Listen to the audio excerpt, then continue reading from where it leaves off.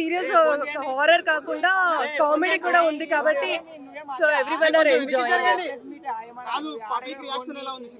నవ్వుతున్నారు, every scenes కి నవ్వుతున్నారు, సో ఇట్స్ నైస్ కదా. నిజంగా చెప్పాలంటే మీ యాక్టింగ్ చూసిన మాత్రం ఇచ్చి పడేసి మేడం.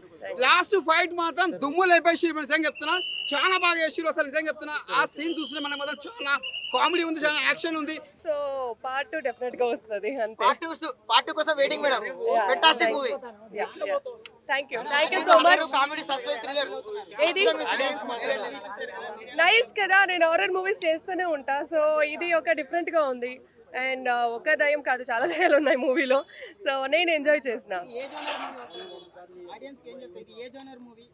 ఇట్స్ కామెడీ, హిలేరియస్, కొంచెం హారర్ ఉంటుంది, దయ్యం కూడా ఉంటుంది. నువ్వు నవ్వుతూ మూవీ చూడొచ్చు, నాట్ భయంగా పిల్లలు కూడా తీసుకొచ్చి చూడొచ్చు. ఫస్ట్ టైం దయ్యం మేకప్ పెట్టుకున్నా అండ్ నచ్చింది అంతే. నాకు నచ్చింది బికాస్ నేను ఎవ్రీ టైం నేను చేస్తూనే ఉంటాను కదా దయ్యం కూడా. ఇది ఒక డిఫరెంట్ గా ఉంటుంది. రెండు బాగుందండి, నాకు అది నచ్చింది, ఇది చాలా నచ్చింది. దయ్యం కూడా అందంగా ఉంటుందని ఈ మూవీలో తెలిసింది. సో యా, థ్యాంక్స్ అండి, అందరూ మూవీ చూడండి, ఎంజాయ్ చేయండి. థ్యాంక్స్. ఇది హిట్ చేస్తే పార్ట్ 2 పక్కా. అలా హిట్ అయిపోయింది మేడం సినిమా చెప్పాలంటే. ఇప్పుడు ఉన్న జనరేషన్ తగ్గట్టు ఒక కామెడీగా, ఒక దయ్యాలను కూడా ఒక కామెడీ పెట్టి తీస్తున్నారంటే సినిమాలు కూడా హ్యాట్సాప్ చెప్పాలి.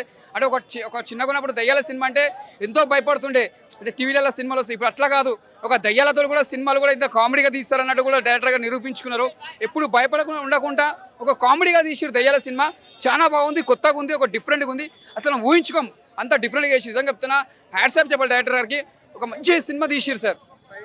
ఫైట్స్ అంటే మొత్తం ఫైట్స్ అనేది ఏముంటాయి, ఇలా మొత్తం దయ్యాలతో ఫైటింగ్స్ ఉంటాయి. అంత కామెడీ ఉంటుంది, అర్రారు ఉంటుంది. ఎంత కామెడీ ఉంటుందో అంత భయంకరంగా ఉంటుంది, అంత నవ్వుపిస్తారు సినిమాలో కూడా. మనం దయ్యాలను చూస్తామా, అవి మనం చూడలేము. ఒకరు అంటాం కానీ దయ్యాలు ఉండేవి, భూతాలు ఉంటాయి కానీ అది ఎవరు కనిపిస్తుందో తెలియదు.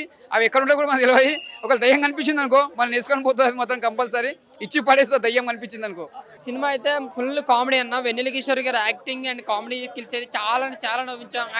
ఆయన ప్రతి ఫ్రేమ్లను కూడా చాలా నవ్వించాడు. అలాగే మళ్ళీ ఈ సినిమాతో సకల శంకర్ కామెడీ కంబ్యాక్ అనుకోవచ్చు. ఆయన పాత కామెడీ మళ్ళీ మేము చాలాసార్లు మిస్ అయ్యాం, బట్ ఈ సినిమాతో మళ్ళీ ఆయన కంబ్యాక్ ఇచ్చాడు. చాలా నవ్వించారు అనమాట. వెన్నెల కిషోర్ అండ్ సకల శంకర్ గారు అయితే నెక్స్ట్ లెవెల్లో పెట్టారు సినిమాని అయితే మాత్రం. అలాగే నందిత గారు యాక్టింగ్ అండ్ హర్రర్ సీన్స్లో ఇచ్చిన ఎక్స్పీరియన్సెస్ కూడా చాలా బాగున్నాయి. ఇంకోటి ఏంటంటే శంకర్ గారు ఇచ్చిన direction, first half screen play కావచ్చు, సెకండ్ హాఫ్ రాసుకున్న డైలాగ్స్ అండ్ సీన్స్ కావచ్చు, సస్పెన్స్ హర్రర్ సీన్స్ కావచ్చు, అవి కూడా చాలా బాగా రాసుకున్నారు. అంటే రెగ్యులర్ ఫార్మాట్లో కాకుండా కామెడీ ఓన్లీ ఎంటర్టైన్ పరంగా సినిమా అంతా కూడా ఎక్కడ బోర్ కొట్టకుండా సీట్లో కూర్చుని చాలా నవ్వుకునేలాగా ఫ్యామిలీస్ కావచ్చు, పిల్లలు కావచ్చు, ఎవరు వచ్చినా సరే బాగా ఎంజాయ్ చేసేలాగా, అందరికీ నచ్చేలాగా ఒక ఫుల్ ఫ్యామిలీ ఎంటర్టైనర్ తీశారన్న. సినిమా అయితే చాలా బాగుంది.